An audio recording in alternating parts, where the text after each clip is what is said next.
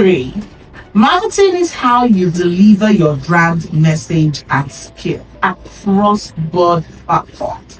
Always remember, especially young entrepreneurs, do not be in a hurry.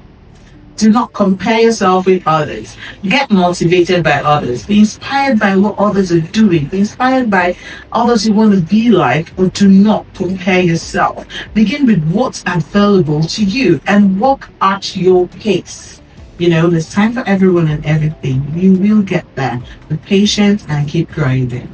Now, use a mix of organic and paid platforms like content, community, public relations, sponsorship. But remember, you don't literally need money all the time.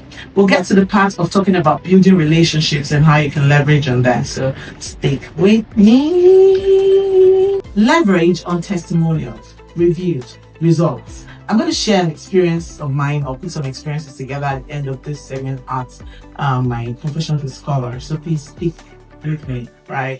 Now, collaborate with aligned brands and influencers. You might say, oh, I don't know any influencer. I don't know brands. I'm still new. So that's why we're going to talk about building relationships shortly, okay? Marketing must be consistent and not occasional. 4, common mistakes to avoid young entrepreneurs. Please listen. Copying. At the beginning, we're talking about cash or car. Right? I tried briefly addressing the copying and paste a lot of brands do these days. Or you see somebody in a competition doing something, you go copy and just put your logo and no creativity behind it. You're killing your brand before it even begins to rise. Okay, so copy competitions or competitors instead of creating differentiation. It's a killer. It's a business killer. You could jump on trends, like I said earlier, but please do not copy and paste. Be creative. If you don't know what to do, try to rub minds with seniors. We'll get into all of those steps on how to help you find a mentor, find inspiring people in industries you should look up to. These are very key. Now, focusing too much on aesthetics, not focusing enough on values and the voice people hear from your brand is a major mistake. So you have to be very careful. Now, good designs attract, but strong message converts and retains, right? Always remember, a brand must be visually appealing, all right, but also offer clear values and speak in consistent, authentic voices. Like, for instance, if you have a theme for your creatives, they don't have to be the same thing, okay? But what's your look and feel of your brand? What do you want to be perceived as? Are you bubbly? Are you the cool, calm, collected kind of branding, depending on your industry or your product? What exactly do you want to be perceived as?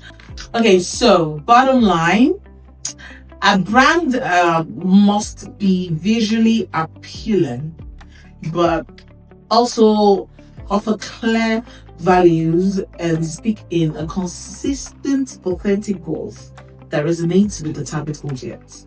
So, if you are a bubbly brand, just have a style, have concepts. Let people know that if they're seeing an MTN ad, we know it's MTN.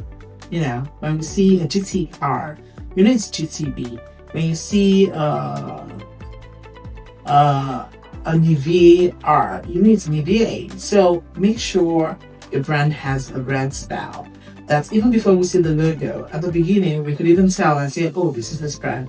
Or one is driving and see a massive billboard. Before they even see the logo, they know, oh, that must be this brand. It's a Coca-Cola ad or something.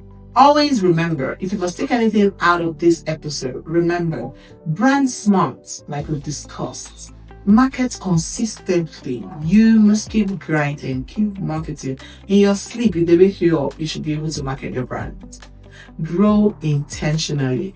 Growth is not accidental. You don't just wake up one day and there's a box of money waiting at your door, or a truckload of money, or you just wake up and see an ATM inside your room.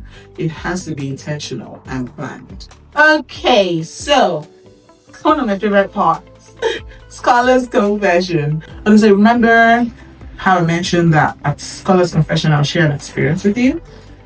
Okay, so over the years, one of my major secrets of business growth for me has been recommendation. So remember when I said something about relationships? You need to take relationships seriously. You need to do not take any relationship you have for granted because you never know. Over 80% of the time, over 80% of the best kind of projects I get are usually recommendations, referrals. You handle something for someone, they're impressed, the brand is happy, and wherever your services are needed and you're in that room, they're very quick to mention your name, very quick to share your contact, and sometimes they call and say, "Oh, Scholar, somebody's gonna call you now, and there's a project." Over the years, and people would only do that when you're a loyal person, when you're trusted, when you deliver on your promise. It's very important to be conscious of, first, the kind of relationship you build in business. We'll still address that in some upcoming episodes. And whatever you do it like you're doing it for you. Put your heart into it. Put your mind, your expertise, everything into it so that someone else sees it and wants exactly what you delivered. So, like I said, it's been a beautiful journey, when friends just, clients turn friends, some just clients, and whatever the case is, because of the kind of relationship I'm conscious of building, it puts word out there for Lulu Media. So please apply this and let me know how it goes. Thank you very much.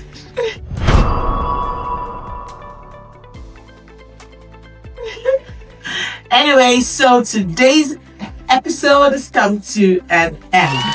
If you enjoyed it, if this episode resonated with you or resonates with you, share it with fellow entrepreneurs, and don't forget to subscribe, rate, and leave a review.